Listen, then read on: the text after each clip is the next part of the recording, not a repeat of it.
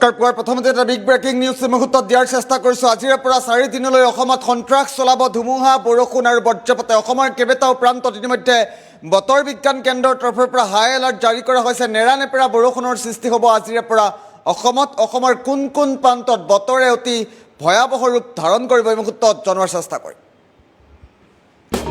এটা breaking news এই মুহূৰ্তত জনোৱাৰ চেষ্টা কৰিছোঁ। আজিৰে পৰা 4 দিনলৈ অসমত নেৰানেপেৰা বৰষুণৰ সৃষ্টি হ'ব। ধাৰাসাৰ বৰষুণৰ সৃষ্টি হ'ব আজিৰে পৰা 4 দিনলৈ। ধুমুহা, বৰষুণৰ লগতে বজ্ৰপাতৰ এলাৰ্ট দিয়া হৈছে অসমৰ কেইবাখনো জিলাত। ঘণ্টাত 30ৰ পৰা 40 কিলোমিটাৰ বেগত বতাহ বলিব ৰাজ্যৰ কেইবাটাও প্ৰান্তত। আমি ইতিমধ্যে উল্লেখ কৰিছোঁ বতৰে ভয়াৱহ ৰূপ ধাৰণ কৰিব। ইতিমধ্যে মোবাইলে সতৰ্কবাণী, সাৱধানবাণী প্ৰেৰণ কৰিছে বতৰ বিজ্ঞান কেন্দ্ৰৰ তৰফৰ পৰা।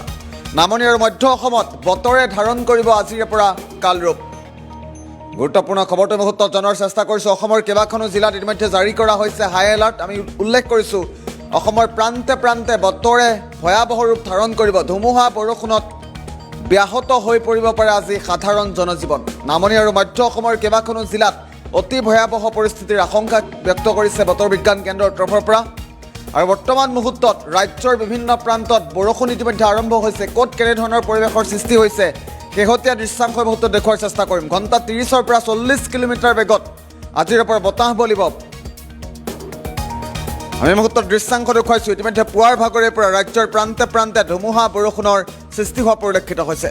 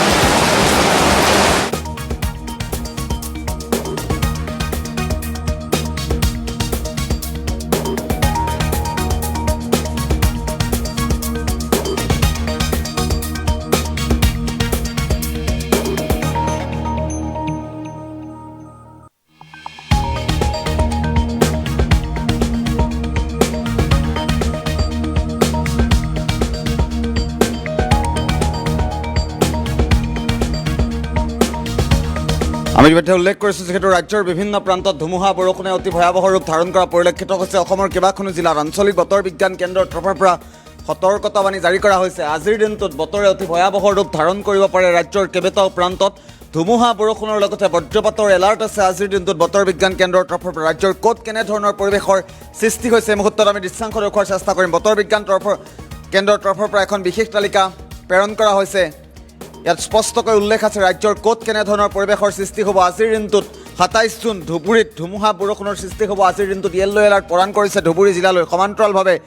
ধুবুৰীৰ সমান্তৰালভাৱে চাউথ চালমাৰা, মানকাছাৰ জিলালৈও আজিৰ দিনটোত বতৰ বিজ্ঞান কেন্দ্ৰৰ তৰফৰ পৰা হাই এলাৰ্ট প্ৰদান কৰা হৈছে। গোৱালপাৰালৈ এলাৰ্ট প্ৰদান কৰিছে বতৰ বিজ্ঞান কেন্দ্ৰৰ তৰফৰ পৰা। গোৱালপাৰাৰ সমান্তৰালভাৱে চিৰাঙত আজিৰ দিনটোত এলাৰ্ট আছে। চিৰাঙৰ পাছত নামনি অসমৰ বৰপেটা জিলাত আজিৰ দিনটোত এলাৰ্ট প্ৰদান কৰিছে বতৰ বিজ্ঞান কেন্দ্ৰৰ তৰফৰ পৰা। বতৰ বিজ্ঞান কেন্দ্ৰৰ তৰফৰ পৰা এলাৰ্ট প্ৰদান কৰা হৈছে বঙাইগাঁও জিলালৈ। বঙাইগাঁৱত আজিৰ দিনটোত এলাৰ্ট প্ৰদান কৰিছে বতৰ বিজ্ঞান কেন্দ্ৰৰ তৰফৰ পৰা। বঙাইগাঁৱৰ পাছত কামৰূপ গ্ৰাম্য জিলাত আজিৰ দিনটোত এলাৰ্ট প্ৰদান কৰিছে বতৰ বিজ্ঞান কেন্দ্ৰই। কামৰূপ মেট্ৰ'ত এলাৰ্ট প্ৰদান কৰা হৈছে। সমান্তৰালভাৱে যদি আমি চাওঁ মধ্য অসমৰ দৰং জিলাত এলাৰ্ট প্ৰদান কৰিছে। ওদালগুৰিত এলাৰ্ট প্ৰদান কৰা হৈছে আজিৰ দিনটোত। ৰাজ্যৰ প্ৰান্তে প্ৰান্তে ধুমুহা, বৰষুণে কাল ৰূপ ধাৰণ কৰিব পাৰে। হোজাইত আজিৰ দিনটোত এলাৰ্ট আছে। হোজাইৰ পাছত ৱেষ্ট কাৰ্বি আংলং, পশ্চিম কাৰ্বি আংলং জিলাত আজিৰ দিনটোত এলাৰ্ট প্ৰদান কৰিছে বতৰ বিজ্ঞান কেন্দ্ৰই। তাৰ সমান্তৰালভাৱে কাইলৈৰ পৰা 3 দিনৰ বাবে অৰেঞ্জ এলাৰ্ট প্ৰদান কৰিছে ৱেষ্ট কাৰ্বি আংলঙত। পশ্চিম কাৰ্বি আংলঙত 3 দিনৰ বাবে অৰেঞ্জ এলাৰ্ট প্ৰদান কৰিছে বতৰ বিজ্ঞান কেন্দ্ৰই।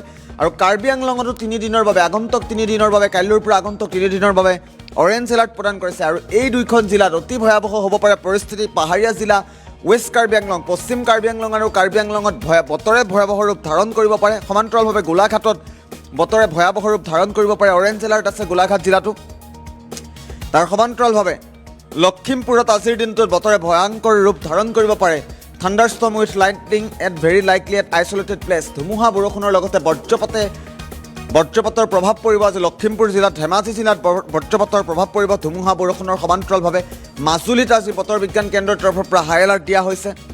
তাৰ সমান্তৰালভাৱে যদি আমি চাওঁ, ডিমা হাছাও জিলাত এলাৰ্ট আছে। আজিৰ দিনটোত য়েল্ল' এলাৰ্ট আৰু আগন্তুক 3 দিনৰ বাবে অৰেঞ্জ এলাৰ্ট প্ৰদান কৰা হৈছে। কাছাৰত আজিৰ দিনটোত য়েল্ল' এলাৰ্ট আৰু আগন্তুক 2 দিন অৰেঞ্জ এলাৰ্ট প্ৰদান কৰা হৈছে। হাইলাকান্দিত আজিৰ দিনটোত এলাৰ্ট প্ৰদান কৰা হৈছে। কৰিমগঞ্জত এলাৰ্ট প্ৰদান কৰা হৈছে। ৰাজ্যৰ বিভিন্ন প্ৰান্তত, ৰাজ্যৰ প্ৰায়সমূহ জিলাতেই আজিৰ দিনটোত বতৰ বিজ্ঞান কেন্দ্ৰৰ তৰফৰ পৰা হাই এলাৰ্ট প্ৰদান কৰা হৈছে। আৰু বৰ্তমান মুহূৰ্তত ৰাজ্যৰ বিভিন্ন প্ৰান্তত, অসমৰ বিভিন্ন প্ৰান্তত পুৱাৰ ভাগত কেনেধৰণৰ পৰিৱেশৰ সৃষ্টি হৈছে পোনে পোনে দৃশ্যাংশ দেখুওৱাৰ চেষ্টা কৰিম।